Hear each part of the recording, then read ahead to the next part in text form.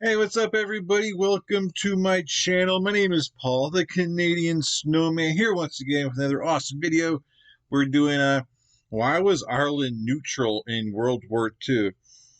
And I gotta be honest, I didn't even really know this. I kind of thought they were part of the war, and then when I read this, I was starting to think like, yeah, I never really, you know, never really ever heard of Ireland being in the war. Like they're never mentioned.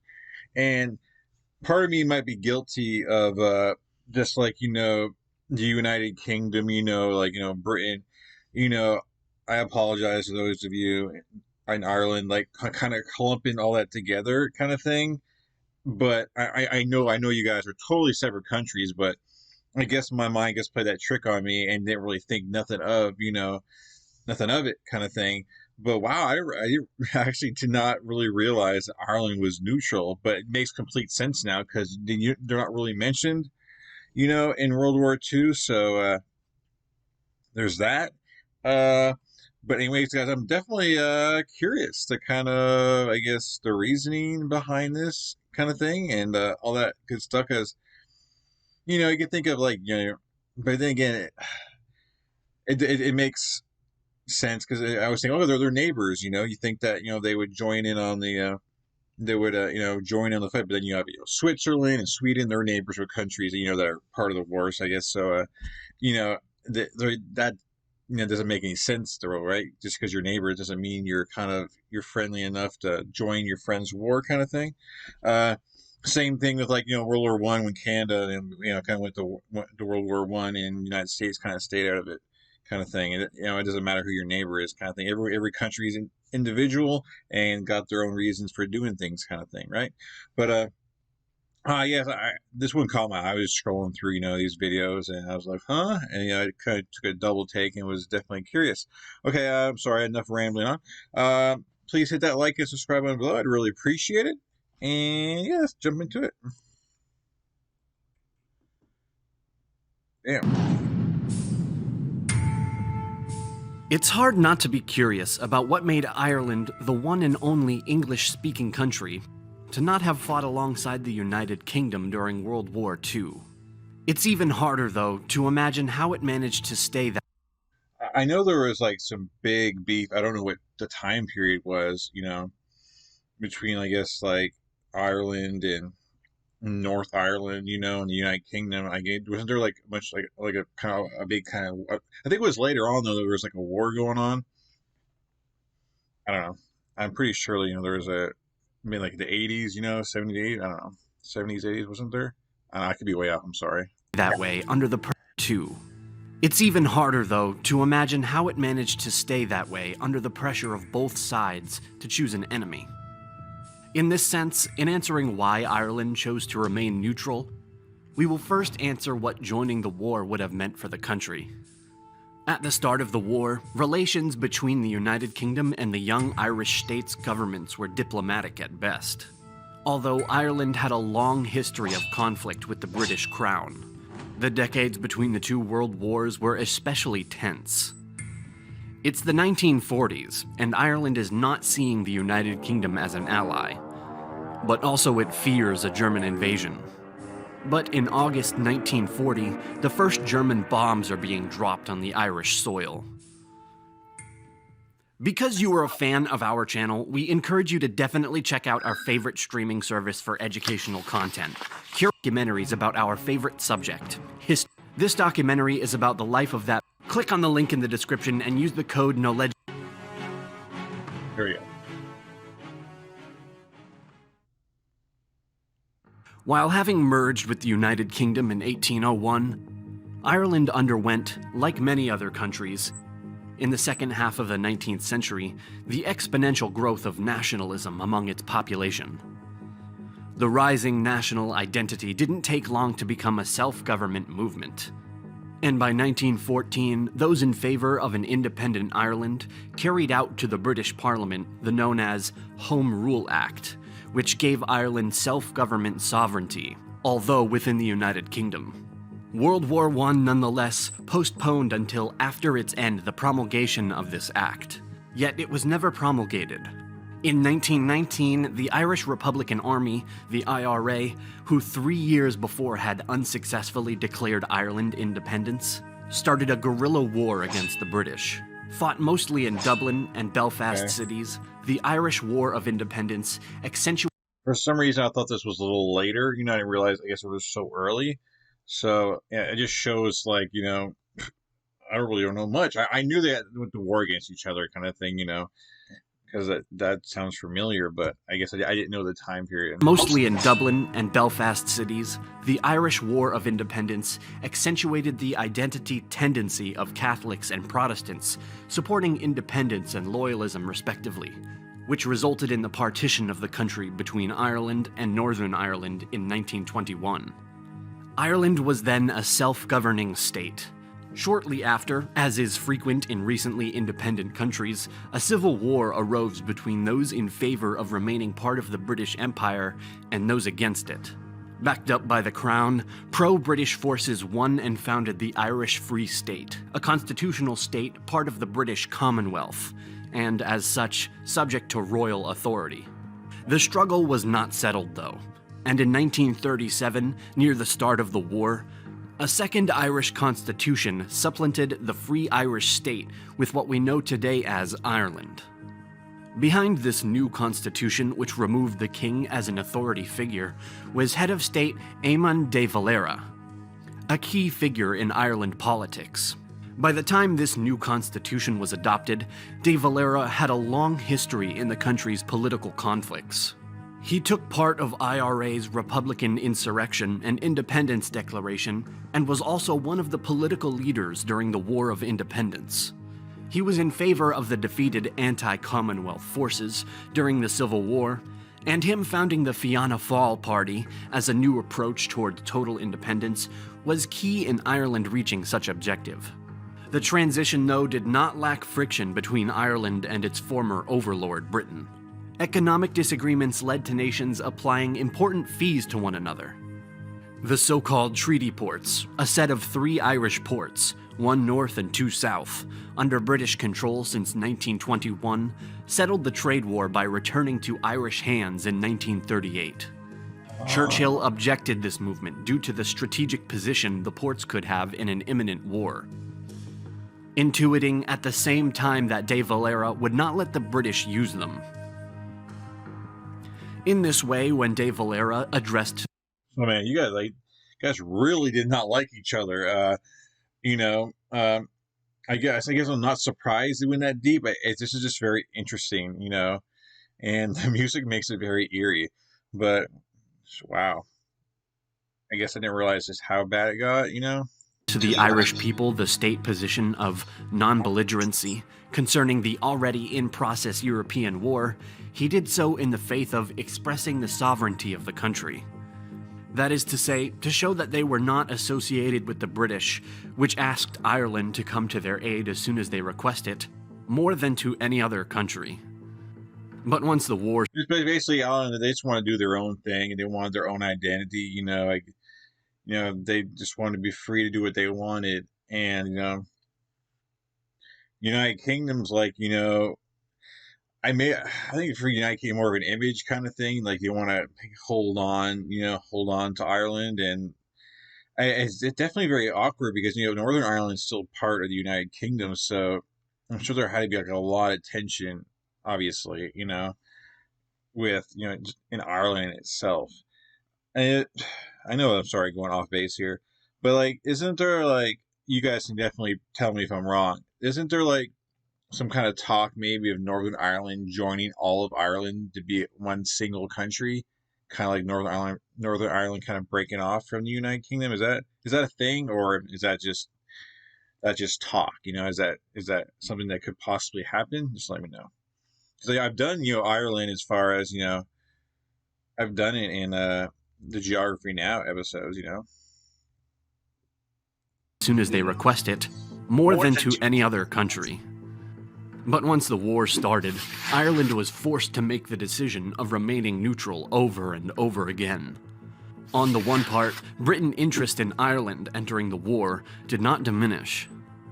The next year after the start of the war, the British were as far as secretly offering De Valera what he wanted more than anything: a potential unification between Ireland and Northern Ireland as a single Irish state. In exchange, the Irish were to allow their land, ports, and airspace to be used freely by the Allies. Under these terms, the Irish government was also obligated to deport every citizen from the Axis countries from its land. Still, the deal did not imply that Ireland was obligated to make a formal war declaration.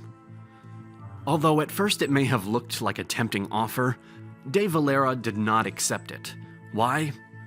Firstly, only after De Valera accepted the deal, a proposition for unification would be proposed to his northern pair, Prime Minister James Craig. De Valera did not trust him, and reaching an agreement would be complicated at least. Distrust aside, it can also be interpreted that the Irish did not see a clear winner on the conflict.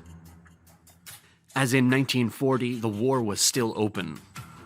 Yet at the same time, shortly after... Okay, so I'm surprised. It seemed like, a decent deal. You get unified all Ireland. You just basically have your ports and your landing strips available through war.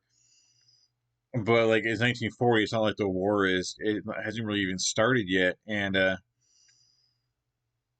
I guess they're not sure, if this war happens, if Great Britain will actually win or not. I guess we'll keep going here. Interesting. Place your bet. I guess that's what they're placing it, and they're not sure who's gonna win. So they want to be neutral, because if Germany wins, they want to be like, hey, Germany, we were neutral. Don't attack us. Just leave us be, and So I guess that's kind of what they're kind of thinking, I guess. 1940, the war was still open.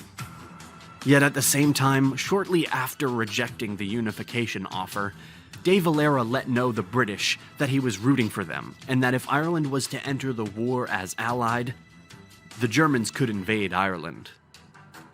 That is to ignore, nonetheless, that the British Royal Navy defended Ireland Sea, and that British troops up north were positioned to intervene if the Germans were to attack Ireland. By the time of the war, the Irish Navy only had around 50 ships, and an equally short aircraft force. Its army was of limited size as well, restricted to less than 30,000 soldiers.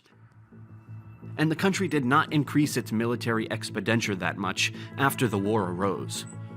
But despite its neutrality, Ireland did not remain alien to the war. As early as it started, Dáil Éireann, Irish Main Legislative Chamber, declared the state of emergency for the Irish government. Conceived to remain active until the end of the conflict, in political terms, the emergency granted the government a set of extraordinary powers, such as media control. Want a chance to win $10,000 for your ultimate game day experience? Just purchase any 5-hour... and acute intervention in the economy.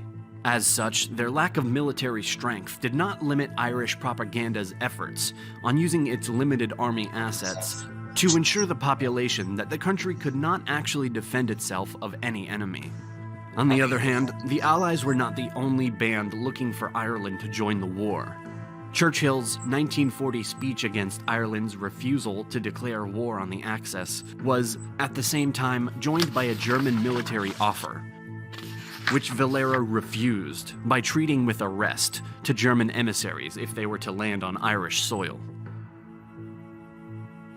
Shortly after, Ireland was bombarded, resulting in 3 casualties and 24 wounded. Okay. And again the next year, when allegedly mistaking Ireland's coast for England's, Germans bombarded many times the country, resulting in more than 30 civil casualties. Damn. There are even documents that support a German plan on invading Ireland. The so-called Operation Green, a complementary part of Operation Sea Lion, which targeted the UK. In this sense, neutrality during the conflict was kept even after actual hostilities. Irish ship MV Curlogue, for example, despite suffering damage by the Allies and the Axis weaponry, keep neutral politics and even intervened in rescuing soldiers from both sides. As the US entered the war, Ireland's importance in changing the war tides diminished. Yet Ireland indeed chose a side and secretly supported the Allies. Okay. For the one part, Irish citizens were still then British subjects, were free to join the British lines. I'm sure just like anything else, though, like, I'm sure people in Ireland, people in Great Britain, they have friends and family probably, you know, from each other's country, just like, I live in, well, I'm Canadian that live in the States. I know there's Canadians that have a lot of family in the U.S. I know a lot of Americans that have family in Canada, and so you'd want your family and friends to be on the same side and safe, and you wouldn't want them going against you, right? So I'm sure even though there's probably some bad blood, between the two countries, um, I'm sure they still want like what's best for each country, just because of family and friends and stuff like that. And I'm not sure. I guess how close is to this day. How close? I'm sure they gotta be pretty close, right? I mean, they're still neighbors, right? I hope everything is all hunky dory and you guys are best friends. Allied aircraft were also granted entrance to the Donegal corridor, allowing them safe access to and from the Atlantic. On the other hand, the Irish Air Corps, as well as its naval service, assisted Allies by sharing them aircraft identification over their territory. Similarly, in planning the Normandy landings, hourly Irish meteorological reports aided the Allies in choosing when to attack. We can say that Ireland's apparent neutrality was a sovereignty exercise, both regarding their brand new relationship with the UK and with the political world scenario. Churchill, who had long loathed Ireland's leader, took advantage of De Valera's mistake and declared him to be uncooperative during the war, if not an enemy whom the United Kingdom should have undertaken. Valera's response came only 3 days later in the form of a pondered statement of principles and a synthesis of the motives that made Irish neutrality the only viable choice for defending and shaping its sovereignty. De Valera addressed the fact that if Ireland would have entered the war, Britain's necessity would become a moral code. While in responding to Churchill's menace of invading Ireland, he responded that it would have meant another horrid chapter of the already blood-stained record of relations between England and this country.